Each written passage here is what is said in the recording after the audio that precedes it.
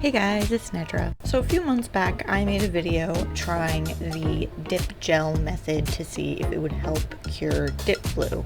Unfortunately though, my nails didn't last, and I figured that it was because of the length of my nails, so I asked you guys if you would like to see me do this method again, but on a shorter set to see if my nails would actually last. Only one person said that they wanted to see me do this on a shorter set, and I was going to do this video regardless of whether anybody actually wanted me to or not, so here we are.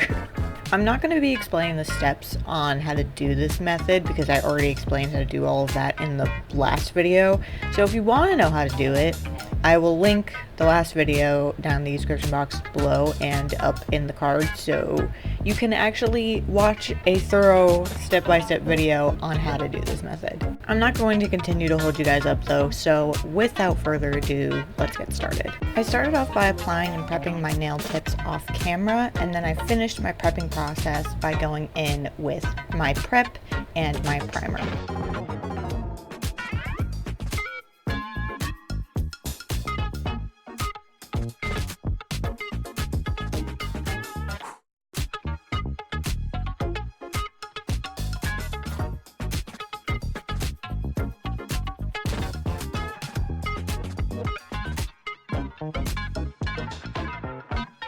I then went in with my base coat, my dip powder, and my little cuticle pusher that kind of looks like a spoon, and I just repeated all of the steps that I did in my last video.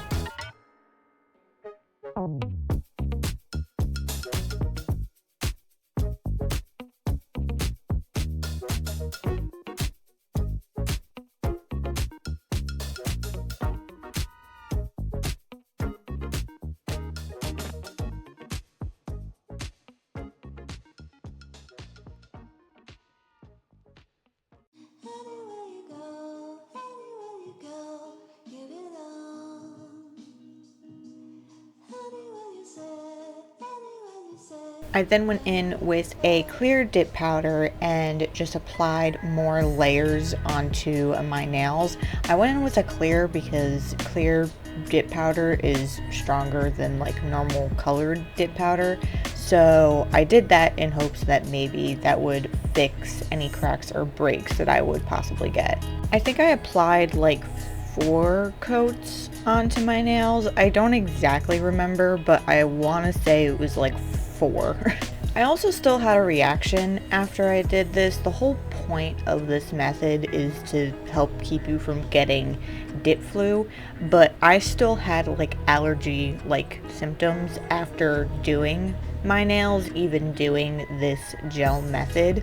I feel like it has something to do with the powder itself and not necessarily the actual like base and activator, though I think that is a contributing factor to it. I feel like the powder as well like causes me to have allergy like symptoms. In any case though, I repeated the same steps that I did on my last nail onto the rest of my nails.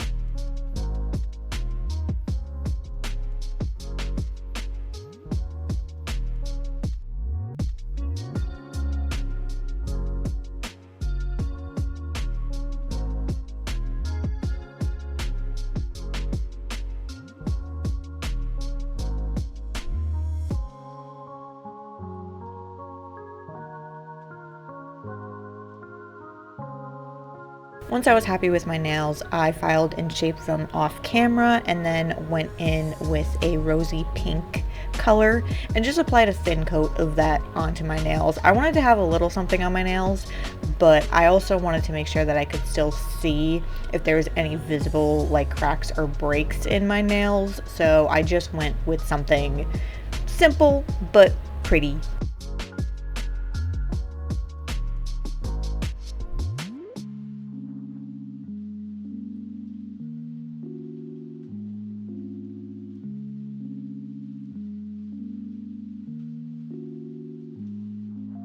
After that, I just top coated them.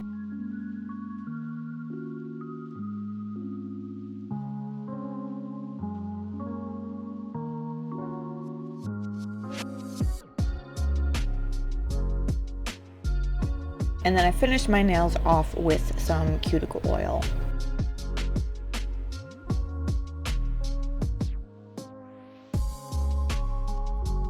And this was the finished result.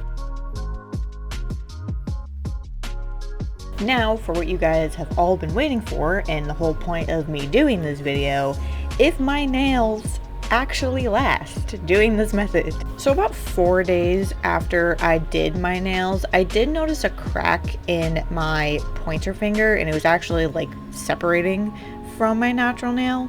And then a day or two after that, I noticed the same thing on my thumb. However, they seem to kind of go through the first week relatively fine, other than my pointer finger and my thumb having breaks in them. As you can see, I glued down that side of my thumbnail because of how cracked it was. I tried to fix the breaks in my pointer finger and thumb, and I thought that I fixed them because, as you can see, they look like they're perfectly fine and nothing happened. However, the next day, and I'm not even kidding when I say that the next day, this is what happened. I didn't even do anything, and these breaks just resurfaced. So there was no way that I was gonna go through the week having these two nails broken. So I inevitably just decided to take them off because I wasn't gonna go through the week with my nails like that. Moral of the story, do I think this method works? No. I think it does help with dip flu to an extent, but longevity wise, they barely last 2 weeks. So as much as this would be a fantastic solution to dip flu, unfortunately, there's no longevity with it. So that was my second attempt at doing the dip gel method. Let me know if you guys have tried this method before and have gotten your nails to last more than like a week or 2 weeks, and to share whatever tips you have to actually get your nails to last, because I honestly don't know what to do to get my nails to last using this method.